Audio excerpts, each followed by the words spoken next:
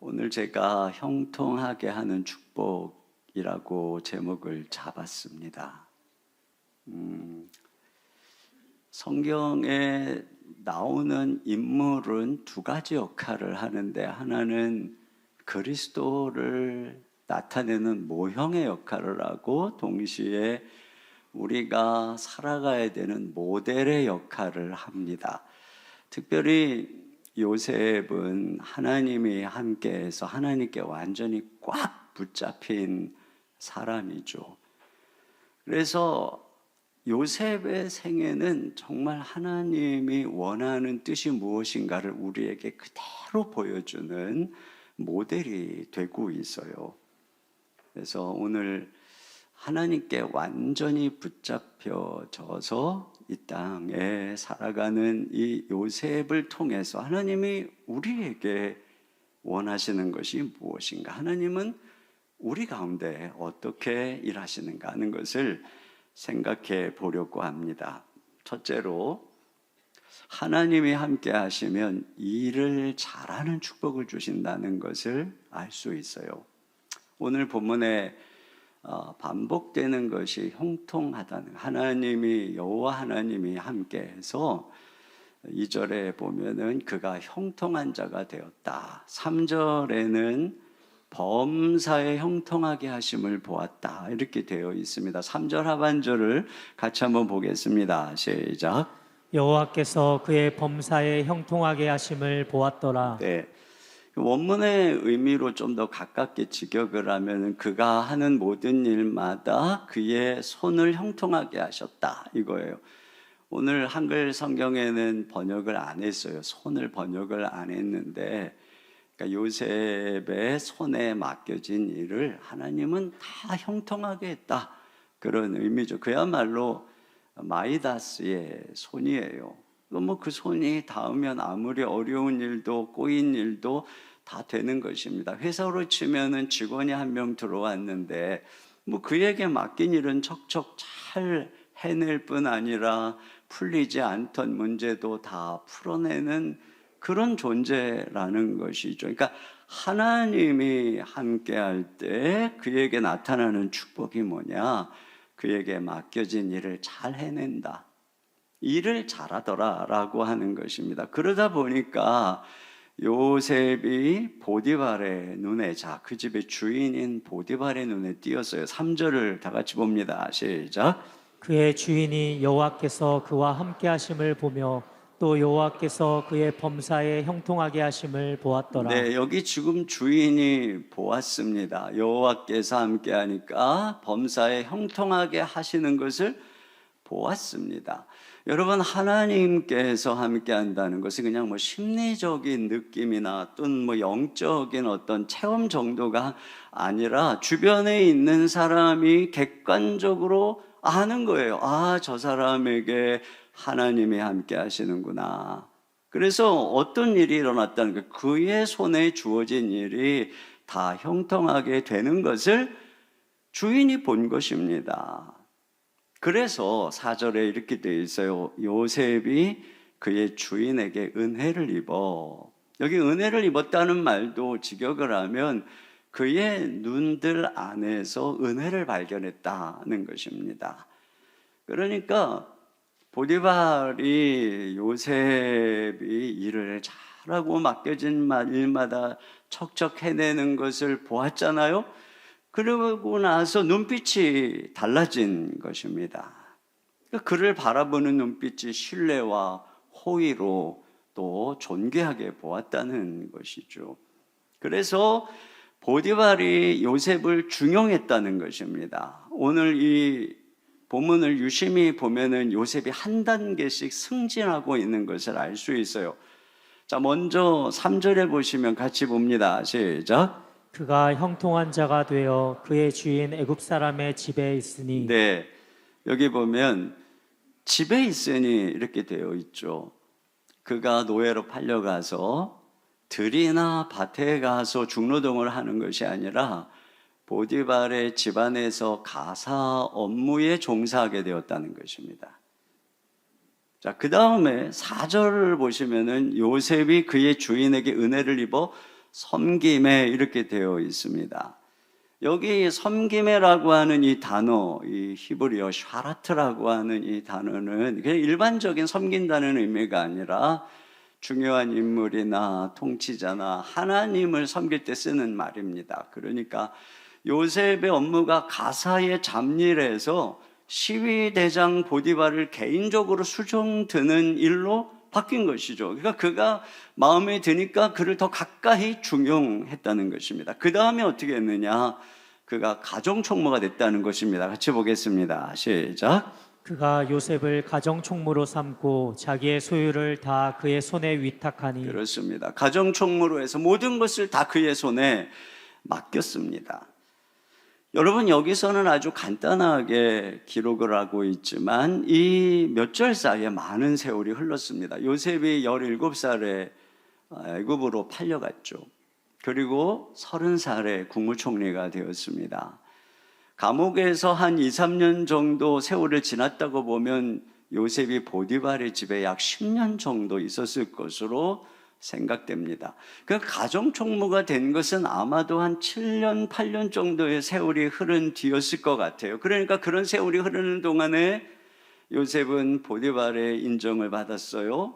그리고 그 신뢰 속에서 노예로서는 가장 높이 올라갈 수 있는 그런 가정총무의 자리에 올라갔다는 것입니다. 그런데 그게 무슨 운이 좋아서 그냥 그 사람이 좋게 봐줘서 그런 것이 아니라 하나님이 요셉과 함께 하니까 그가 일을 잘했다는 것이에요. 그래서 결국은 보디발이 그를 중용했다는 것입니다. 잠언 22장 29절 말씀 다 같이 보겠습니다. 시작. 내가 자기의 일에 능숙한 사람을 보았느냐? 이러한 사람은 왕 앞에 설 것이요 천한 자 앞에 서지 아니하리라. 네, 자기의 일에 능숙하다. 자기에게 맡겨진 일을 아주 잘 능숙하게 처리하는 사람을 왕이 중용하고 그런 사람이 존귀하게 쓰여진다는 것이죠. 여러분, 다리오가, 바벨론의 왕 다리오가 다니엘을 중용하고자 했던 이유도 보디발이 본 것과 똑같은 것입니다. 다니엘서 6장 3절 다 같이요. 시작. 다니엘은 마음이 민첩하여 총리들과 고관들 위에 뛰어나므로 왕이 그를 세워 전국을 다스리게 하고자 한지라. 네, 여기 마음이 민첩하다는 것은 그가 마음이 성령으로 감동되어 있다는 것입니다. 그래서 다른 총리들보다 더 뛰어났다는 거죠. 여러분, 여기 지금 제가 소개하고 예로 드는 것들은 영적인 일들이 아니죠. 교회 일이 아닙니다. 복음을 전하는 일도 아니고 설교하는 일도 아니고 말씀을 가르치는 일도 아니고 보디발의 집안일입니다. 오늘날로 하면은 가정일도 될 수 있고 직장일도 될 수 있고 학교일도 될 수 있는 것이죠. 그런데 하나님이 함께 하시니까 그런 일을 잘하더라. 하나님께서는 그런 일을 잘할 수 있는 지혜와 재능을 주시더라는 것입니다. 그러니까 그런 면에서 여기서 한 가지 적용할 것은 우리가 교회에서 설교를 말씀을 가르칠 때나 전도를 할 때나 영적인 일을 할 때에만 기도할 것이 아니라 가정 일을 할 때든지 직장 일을 할 때든지 학교의 일을 할 때도 기도해야 되는 것입니다. 다니엘은 바로 그 제국의 한복판에서 하루 3번 기도를 했어요. 그가 기도했던 시간은 아침 9시, 낮 12시, 오후 3시였습니다. 일과 시간 중이지요. 그래서 그가 결국은 이를 탁월하게 해낸 것이죠. 하나님께서 우리의 삶을 통해 산 제물로 받기를 원하는 것은 바로 그 일과 시간인 것입니다. 예수님이 십자가에 달리고 죽으신 시간도 바로 일과 시간 중에 아침 9시에 달리셔서 오후 3시에 운명하신 것입니다. 그런 면에서 우리가 우리의 이 모든 일터에서의 또는 가정에서의 일을 주님께 기도할 때 하나님이 도와주시는 거예요. 자녀를 양육하는 일, 또는 비즈니스를 하는 일, 사람을 만나는 일, 까다로운 상사를 대하는 일, 또는 때때로는 바이어를 설득하는 이 모든 일들을 우리 하나님께 기도할 때 지금 요셉을 도와주듯이 하나님이 도와주시는 것입니다. 지난번에 다니엘 기도의 강사로 작년에 서셨다고 하는 진정주 약사 인분의 간증을 제가 전부 한번 들어보았어요. 사모님인데 간단하게 말씀을 드리면 이분이 어느 날 월세도 못 내는 그런 상황으로 몰렸습니다. 약국을 하면서.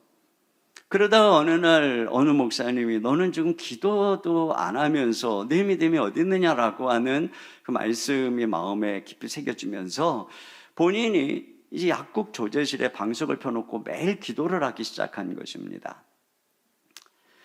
자, 그 기도 제목 중에 또 하나는 뭐냐면 남편 목사님이 개척교회를 하는데 오늘 교회가 허름하니까 성도들도 잘 안 오고 그러니까 남편에게 물었어요. 그럴듯한 조그만 예배당 하나 지르면 얼마나 될까? 그랬더니 그래도 한 20억 원 있어야 되겠지. 그러니까 이 사모님이 매일 이제 그곳에 방석을 깔아놓고 기도를 한 것입니다. 하나님께 이 20억을 헌금하게 해달라. 월세도 못 내면서 그렇게 매일 기도를 하는데 어느 날 조제실에 주님이 임재하셨대요. 한 3일 동안 특별한 임재가 가득했고 그걸 이제 계속 느낀 것이죠.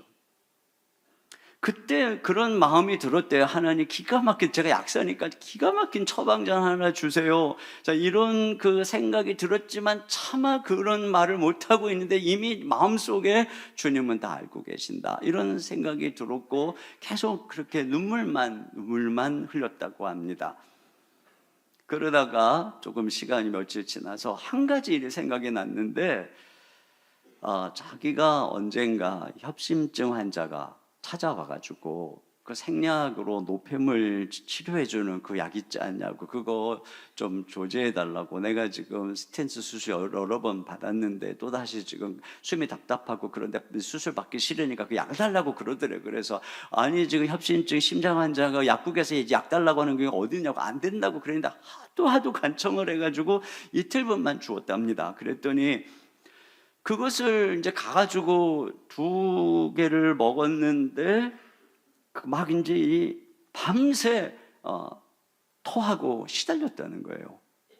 그리고서 얘기를 하는데 뭐 깜짝 놀랐는데 결론이 뭐냐? 그러고 나는데 이제 더 이상 숨이 안 찬다. 이 얘기를 이제 한 것이 생각이 나더랍니다. 그리고 그 무렵에 이분이 이제 손님도 없고 그러니까 약에 대한 유튜브를 시작을 했대요. 그래서 이제 자기가 여러 가지 약에 대해서 50개의 유튜브를 만들었는데 결론적으로는 이게 대박이 났다는 겁니다. 그래서 작년 매출이 200억을 매출을 달성을 했대요.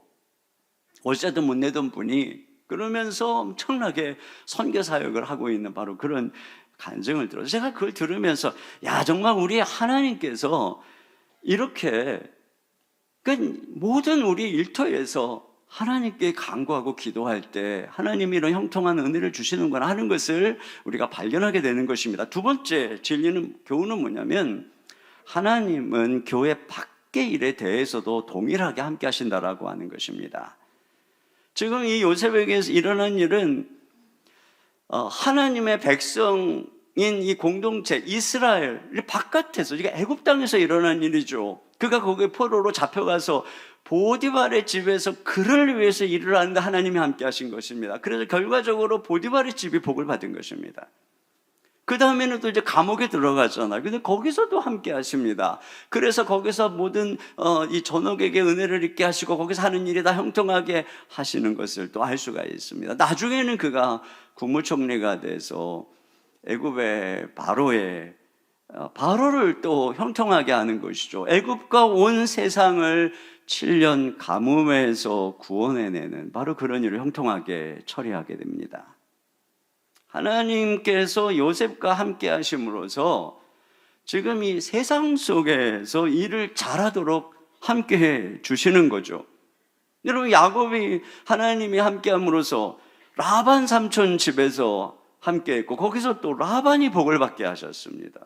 다니엘 조마가 본 것처럼 다리오 왕 아래서 성령이 감동하셔서 그 나라의 이 정치의 일을 잘하게 한 것입니다. 여러분 이 모든 일들은 설교도 아니죠. 선교도 아니에요. 뭐 불쌍한 사람을 구제하는 그런 일도 아니에요. 오늘날로 하면은 직장의 일이고 일터의 일인 것입니다. 그런데 그 일을 하는데 하나님이 함께 하시더라고 하는 것입니다. 여러분 이 직업 일이라고 하는 것이 무엇일까요?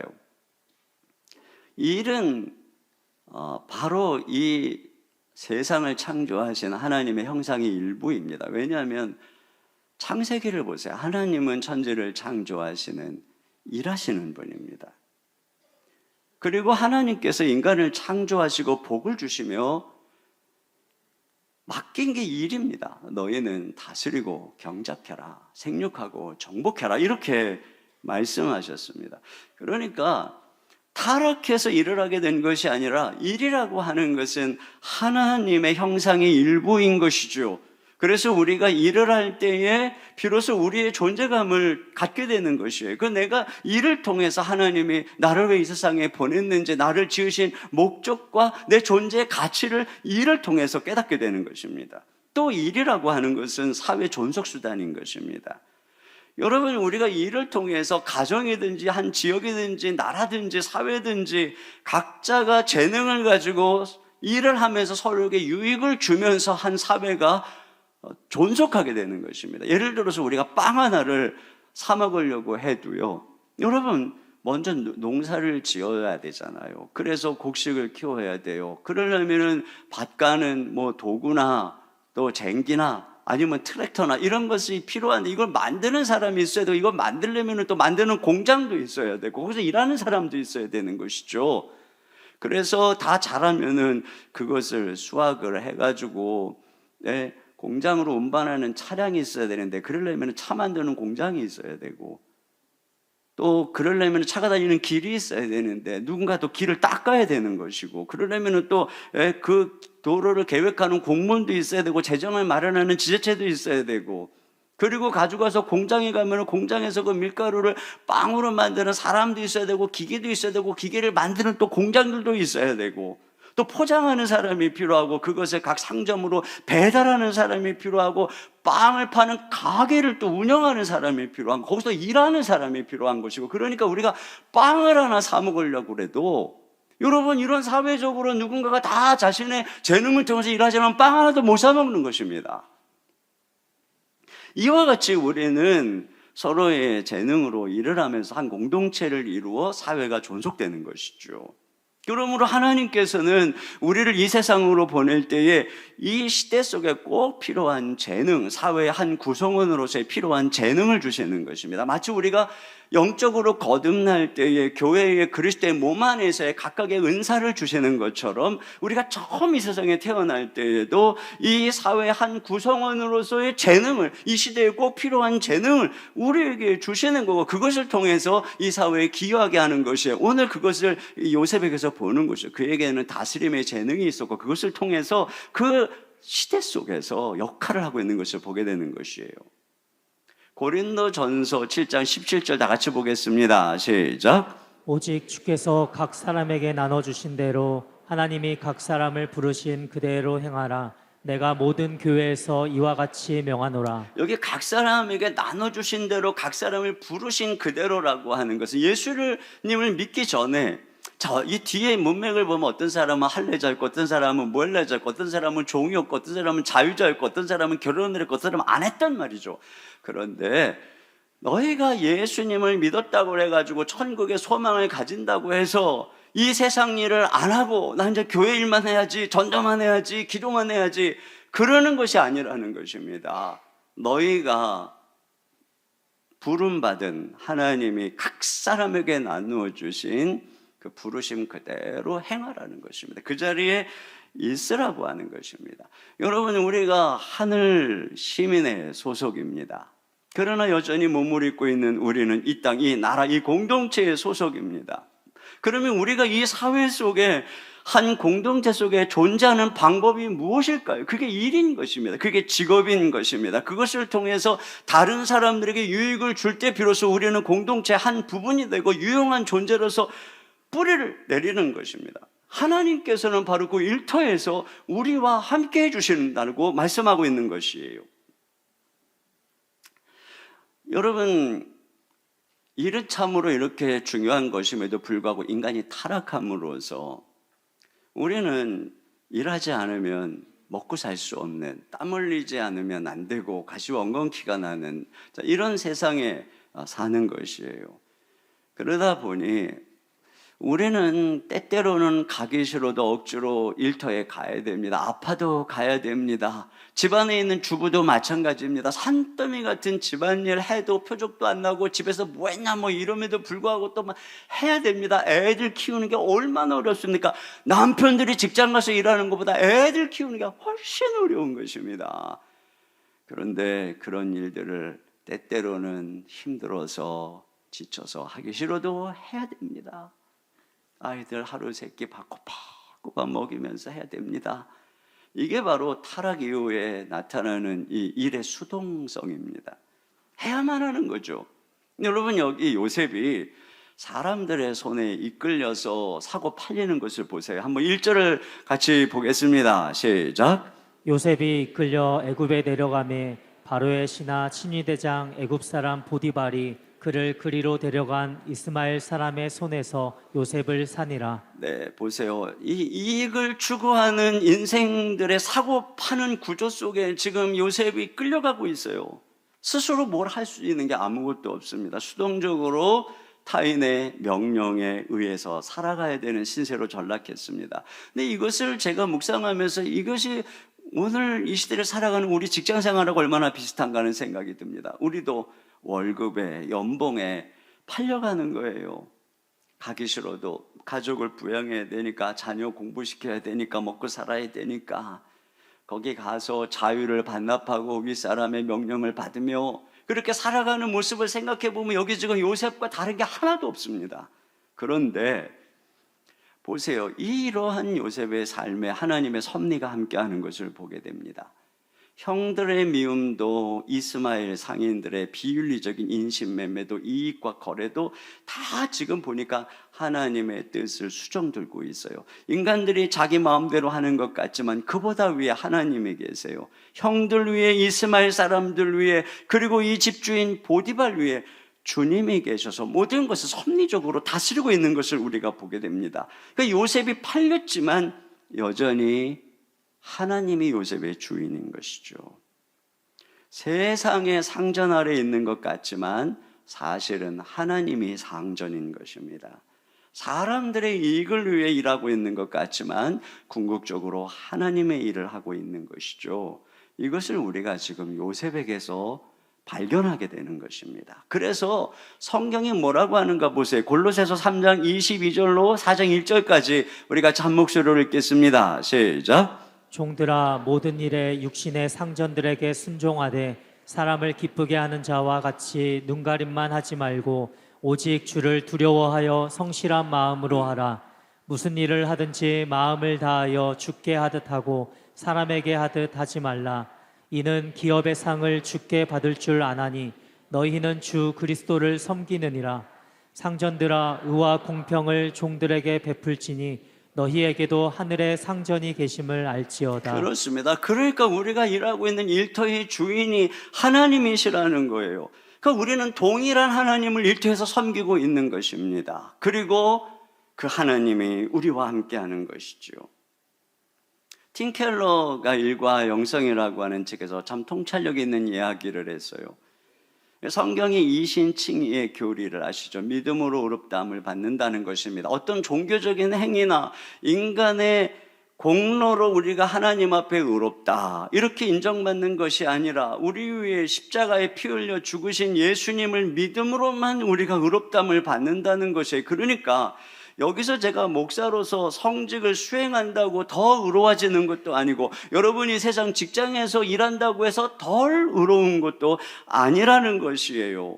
오로지 우리는 예수 그리스도의 공로, 그분의 의로 말미암아 의로워지는 것입니다. 그러니까 우리가 그 주님을 믿고 주를 위해서 살아가는 데 있어서는 성직과 일반 일터의 차이가 없다는 것입니다. 중요한 것은 어디서 일하는가가 아니라 우리가 정말 그곳에서 주를 위하고 있는가, 우리가 그곳에서 하나님을, 그분의 영광을 위해서 일하고 있는가, 이것이 중요하다라고 하는 것이죠. 그런 면에서 종교개혁자들이 이 직업을 소명이라고 말한 것입니다. 여러분이 지금 일하고 있는 일터 또는 가정, 학교, 그곳이 지금 거기서 하나님을 섬기라고, 거기서 사명을 감당하라고 부름받은 소명의 자리라고 하는 것입니다.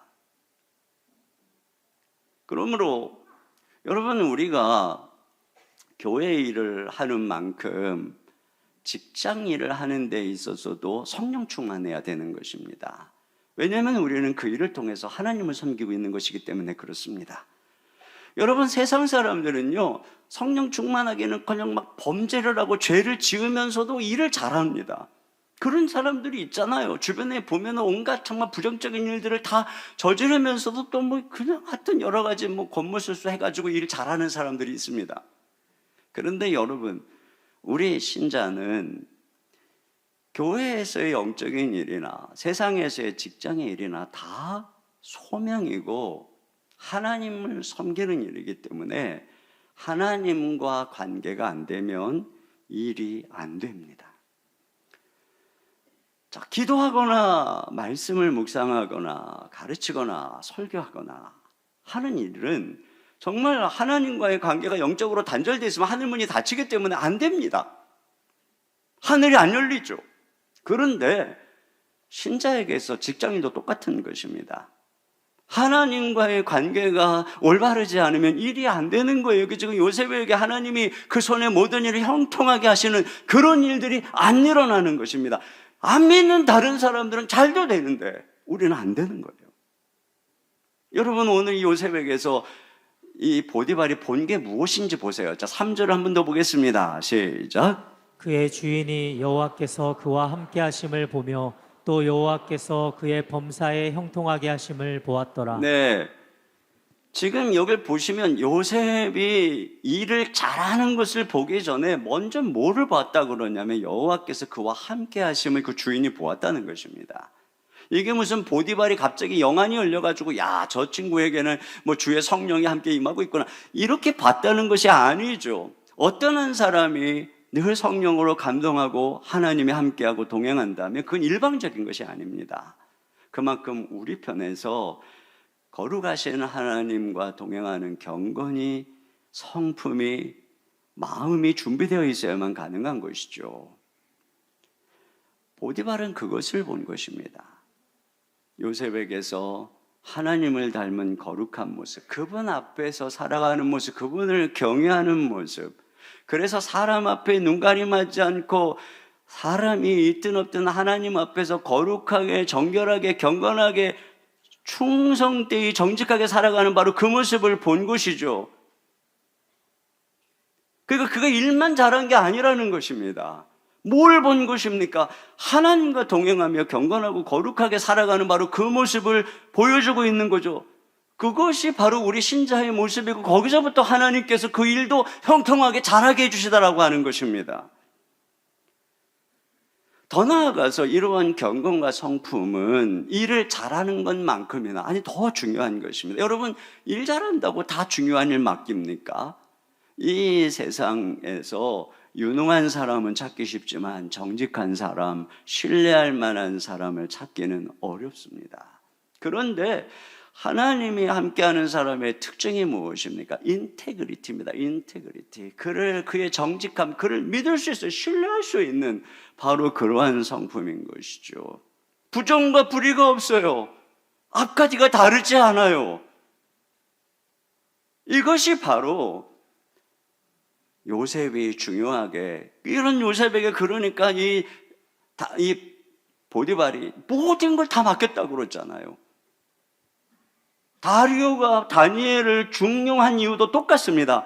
다니엘서 6장 4절 같이 봅니다. 시작. 이에 총리들과 고관들이 국사에 대하여 다니엘을 고발할 근거를 찾고자 하였으나 아무 근거, 아무 허물도 찾지 못하였으니 이는 그가 충성되어 아무 그릇됨도 없고 아무 허물도 없음이었더라. 그렇습니다. 그러니까 우리가 일터에서 하나님과 동행해야 합니다. 또 한 가지는 우리가 하나님이 우리를 부르신 가운데 서 있어야 됩니다. 하나님께서 우리에게 주신 재능이 있어요. 은사가 있어요. 그것을 따라서 걸어갈 때 형통하게 되는 것입니다. 마찬가지로 요셉에게도 이것이 은사였던 것입니다. 그런데 그냥 어느 것이 돈을 많이 버냐, 어느 것이 더 유명하냐, 남들이 아는 저게 좋아 보여, 그렇게 따라가다 보면은 자기의 재능과 자기의 부르심이 아닌 곳에 서게 됩니다. 그러면 열매 맺는 삶을 이루기가 어려운 것이에요. 여러분 피터의 법칙이라고 하는 이야기를 들어보셨을 것입니다.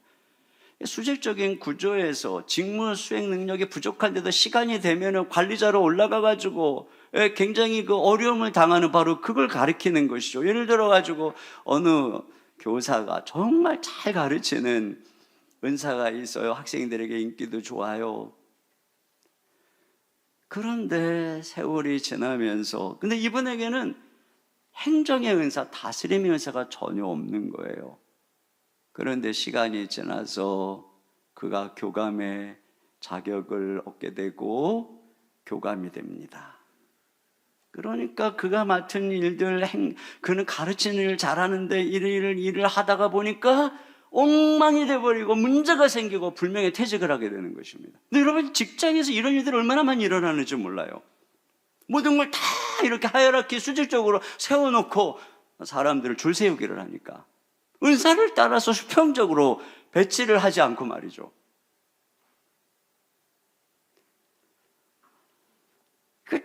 자꾸 이런 어떤 직위, 어떤 연봉 이런 것을 따서 우리가 우리 자신이 하나님 앞에서 정말 어떤 재능과 어떤 은사를 가지고 부름받았는데 이걸 정말 잘 알아야 됩니다. 제가 목회를 하면서도 보면 목사님들이라고 다 개척의 은사가 있고 또 다 담임 목회 은사가 있는 것 같지는 않아요. 제가 사랑의 교회에서 100여 명이 넘는 목사님들 중에 보면 정말 그 시절에 잘 가르치고 또 탁월한 행정을 하고 그런 분들이었는데 담임 목사가 될 어려운 분들도 의외로 많이 보거든요. 구조적으로 교회 안에서는 어떻게 목사님들은 오래 있으면 여전사님들은 끝까지 은퇴하면서도 다 계시는데 목사님들은 담임 목사님 빼고는 다 그냥 나가야 되는 거예요. 그러다 보니까 다 이제 담임 목사 한다고 나가가지고. 저는 이런 생각이 돼요. 우리 교회 정도 되면은 사실 이게 팀 사역이 필요하거든요. 요즘에 제 애로점이 뭔지 아세요? 교회가 계속 분리개척하고 목사님들 나가고 또 청긴 가고 이러다 보니까 중간이 없어요, 중간이. 그래갖고 지금 새로 들어오시는 목사님은 제 아들뻘이에요, 아들뻘. 그러니까 이분도 나를 어려워하고 내가 뭐라 그러면 네 목사님 이러고 저도 어려워요. 저도 둘이 같이 밥 먹으면 피차에 밥이 안 넘어가요.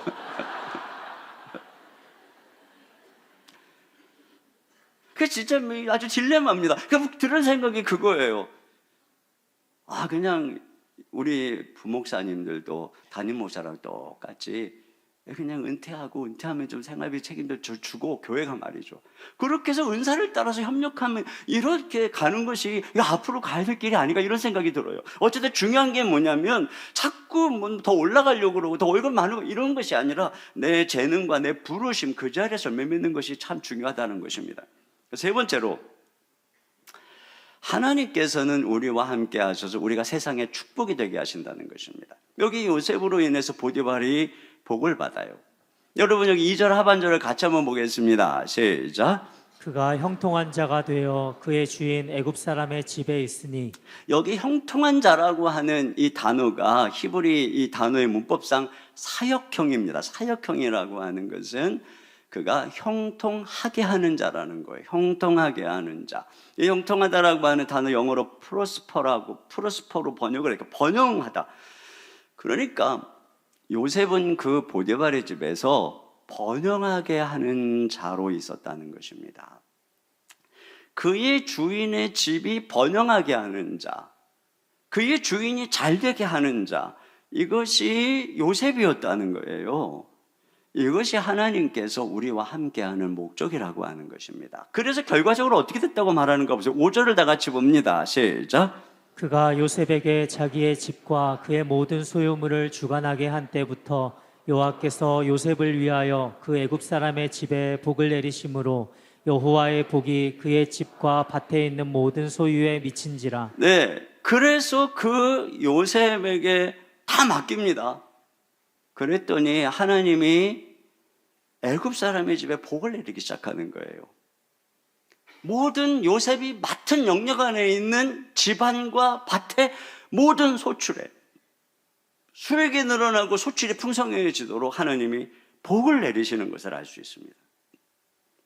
여러분 여기서 우리는 아브라함에게 주신 약속이 가시적으로 이루어지는 것을 보게 되죠. 창세기 12장 2절 3절 다 같이 봅니다. 시작. 내가 너로 큰 민족을 이루고 내게 복을 주어 내 이름을 창대하게 하리니 너는 복이 될지라. 너를 축복하는 자에게는 내가 복을 내리고 너를 저주하는 자에게는 내가 저주하리니 땅의 모든 족속이 너로 말미암아 복을 얻을 것이라 하신지라. 이 말씀에 보면 먼저 하나님이 아브라함에게 복을 주신다는 것이에요. 그 다음에 뭐라고 되어 있냐면 너는 복이 될지라 이렇게 말합니다. 복이 될지라, 복 자체가 될 것이다. 복의 근원이 될 것이다 이 말입니다. 여러분, 복의 근원은 하나님이십니다. 그런데 하나님께서 이 세상을 축복하실 때 바로 당신의 백성을 선택해서 그를 제사장 나라로 삼아서, 다시 말하면 아브라함과 그의 백성을 선택해서 그들을 통해서 세상에 복을 주는 거예요. 그러니까 아브라함은 하나님이 그를 통해서 세상에 복을 주는 존재니까 그 자체가 복덩어리인 것입니다. 그 자체가 복인 거예요. 복의 중개인인 것입니다. 복의 통로인 것이죠.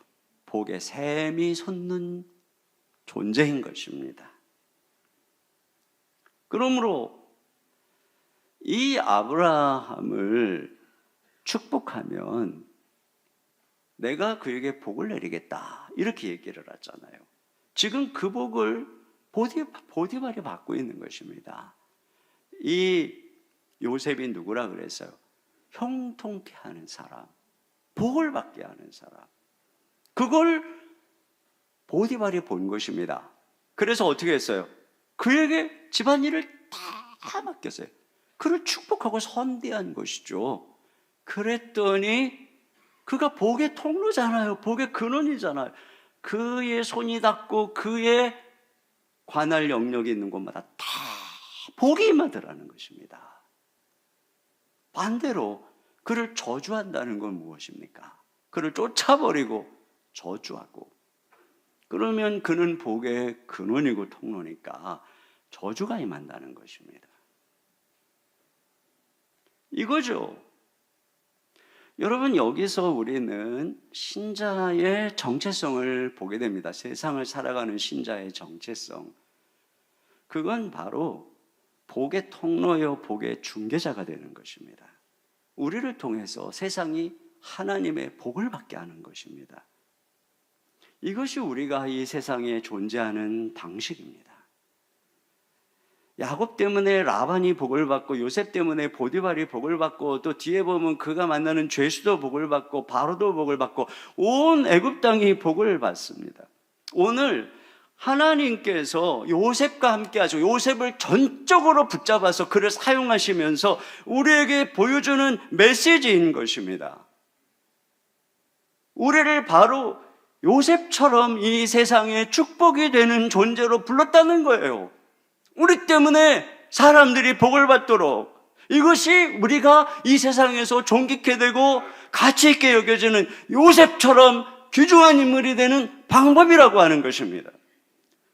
예수를 믿었더니 자기 혼자 복을 받고 복을 쌓아두고, 야, 예수님 믿으면 이렇게 너도 복을 받아 그러면서 계속 움켜쥐고 인색하다면, 여러분, 그것은 하나님이 말하는 그런 복이 아닌 거죠. 그런 존재가 아닌 것입니다. 오히려 우리에게 하나님이 주신 복을 나누어 주고 우리로 인해서 사람들이 복을 받고 용기를 얻고 희망을 얻을 때에 우리는 비로소 이 요셉처럼 세상에서 귀중히 여김을 받게 된다는 것이에요. 그리고 우리를 통해서 사람들이 보디발이 요셉에게 하나님이 함께하는 것처럼 우리가 하나님의 백성이라고 하는 것을 그제서야 보게 된다는 것이죠. 여기 여호와가 함께했다는 것 대신에 예수님을 넣어보세요. 그제서야, 야, 저 사람 예수님이 함께하는 사람이야. 그리고 결국은 보세요. 이 요셉 아래서 궁극적으로 이스라엘 백성들이 가뭄에서 보호받을 뿐 아니라 애굽 땅에 내려가서 고센 땅에서 큰 민족으로 번성하는 울타리와 그늘을 얻게 되는 것입니다. 여러분, 이 시대에는 정말 요셉이 필요합니다. 점점 막혀져가는 세상에서, 점점 교회를 향해서 많은 공격과 질타와 비난이 있는 이 세상에서 교회의 그늘이 누가 될 수 있겠습니까? 우리가 세상에 나아가서 요셉이 되어야 되는 것입니다. 우리 성도들이 가는 곳에, 야, 저 사람이 하나님을 믿는, 예수를 믿는 사람인데 저 사람 때문에 우리 직장이 잘 돼, 저 사람 때문에 우리 동네가 잘 돼, 저 사람 때문에 내가 복을 받았어. 그런 요셉이 나와야 되는 것입니다. 교회가 이 지역사회 속에서 그런 요셉이 되어야 되는 것이죠. 그럴 때 칭송을 얻게 되는 것이고, 그럴 때 그늘을 얻게 되는 것이에요. 여러분, 우리 다음 세대는 얼마나 허벌판에서 차갑고 시린 바람을 맞이하고 있습니까? 우리가 잘못해서 그런 것입니다. 우리가 세상에 나아가서 요셉이 될 때 우리는 우리 다음 세대의 그늘이 되어줄 수 있는 줄로 믿습니다. 결론입니다. 여러분, 제가 그랬죠. 요셉, 이 성경에 나오는 하나님의 사람은 한편에서는 모형이고 한편에서는 모델이라고요. 제가 지금까지 모델 이야기를 했는데 사실 요셉은 모형입니다. 요셉은 더 나은 요셉, 즉 장차 오실 진정한 요셉인 예수님을 보여주는 모형인 것입니다. 여러분, 예수님이야말로 형통하게 하시는 분입니다. 한번 생각해 보세요. 우리가 정말 절망하고 망하고 인생이 꼬이고 그때 예수님을 만났습니다. 그 예수님을 만나서 예수님께 내 삶을 하나하나 내어드릴 때, 예수님, 제 삶의 주인이 되어주세요. 예수님, 제 삶의 중심에 오셔서 나를 다스려 주세요. 예수님, 예수님께 내 삶을 맡깁니다. 예수님께 내 자녀를 맡깁니다. 예수님께 내 직장을 맡깁니다. 이와 같이 예수님이 나의 주인이 되고 예수님이 우리 집의 가정 총무가 되고, 그렇게 되면서 어떤 일이 일어납니까? 모든 것들이 회복되잖아요. 꼬였던 것들이 풀려지고 자녀도 잘 자라게 되고, 하나님께서 얼마나 놀라운 은혜와 복을 주시나요? 여러분, 예수님이 진정한 요셉입니다. 예수님이 우리의 삶을 정말 형통하게 해주시는 분입니다. 그러므로 우리는 그 예수님께 다 맡겨야 돼요.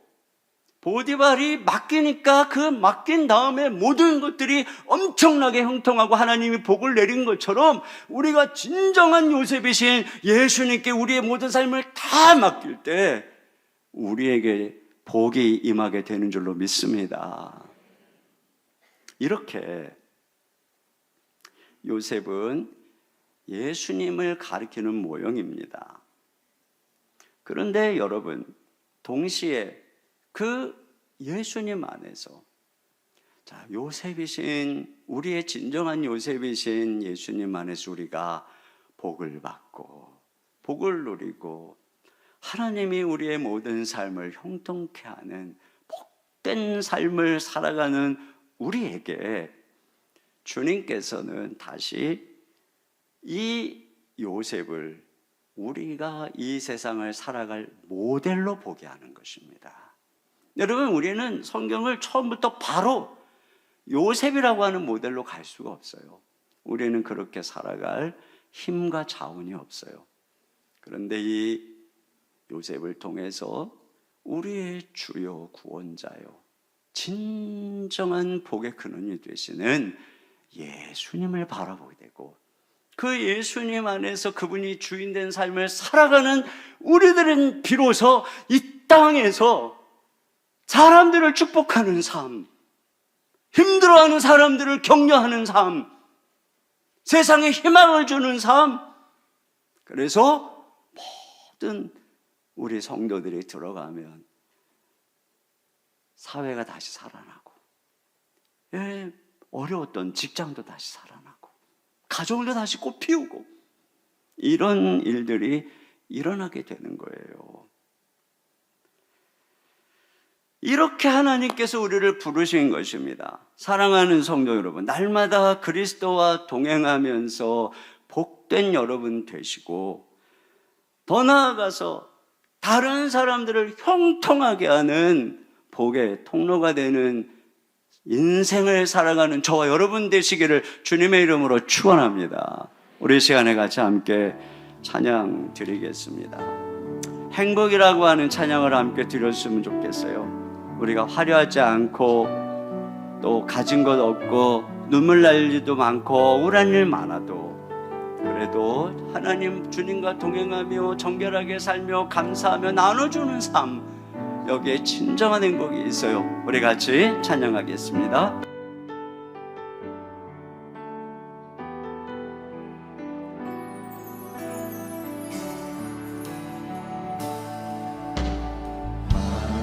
하지 않아도 정결하게 사는 삶, 가진 것이 적어도 감사하며 사는 삶, 내게 주신 작은 힘 나눠주며 사는 삶, 이것이 나의 삶의 행복이라고. 눈물 날 일 많지만 일 많지만 기도할 수 있는 것, 억울한 일 많으나 주를 위해 참는 것, 비록 짧은 작은 삶 주 뜻대로 사는 것, 이것이 나의 삶의 행복이라고.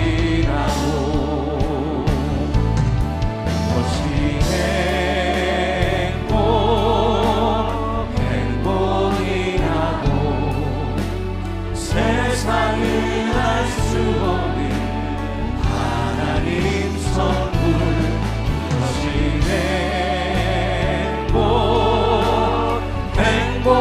행복이라고. 하나님의 자녀로 살아가는 것,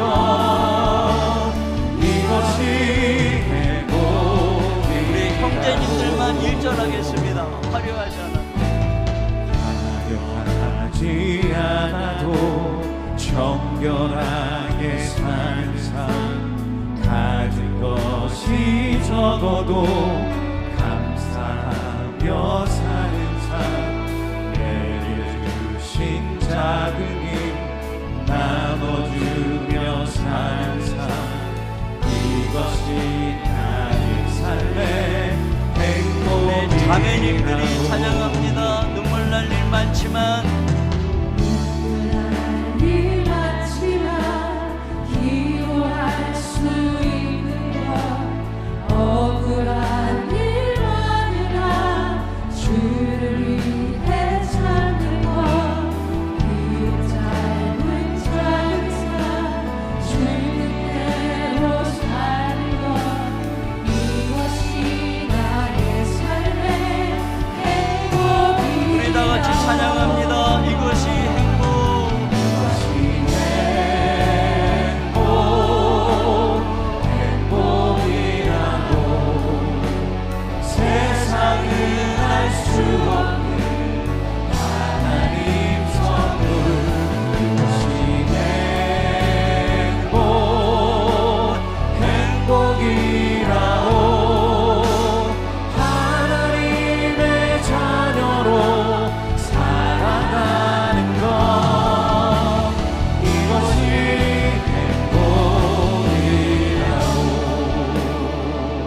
시간에 같이 기도 제목을 한 목소리로 읽고 잠시 함께 기도하는 시간을 갖도록 하겠습니다. 함께 읽겠습니다. 하나님께서 함께 하심으로 내게 맡겨진 일들을 탁월하게 잘 감당하여 늘 형통케 하시는 은혜를 누리게 하소서. 아멘. 우리가 보냄받은 가정, 직장, 학교 등 삶의 자리가 소명지임을 깨닫고 하나님 앞에 정직하게 행하며 나의 재능과 일을 통해 유익을 주고 주의 영광 나타내며 열매 맺는 삶을 살게 하소서. 아멘. 예수님 안에서 복을 받고 복이 되며 예수님과 동행함으로 다른 사람에게 복을 나눠주고 세상을 축복하며 형통케 하는 축복의 통로, 중개자가 되어 세상을 다스리며 칭송받는 우리 교회와 성도가 되게 하소서. 아멘. 우리 다 같이 한 목소리로 기도하겠습니다.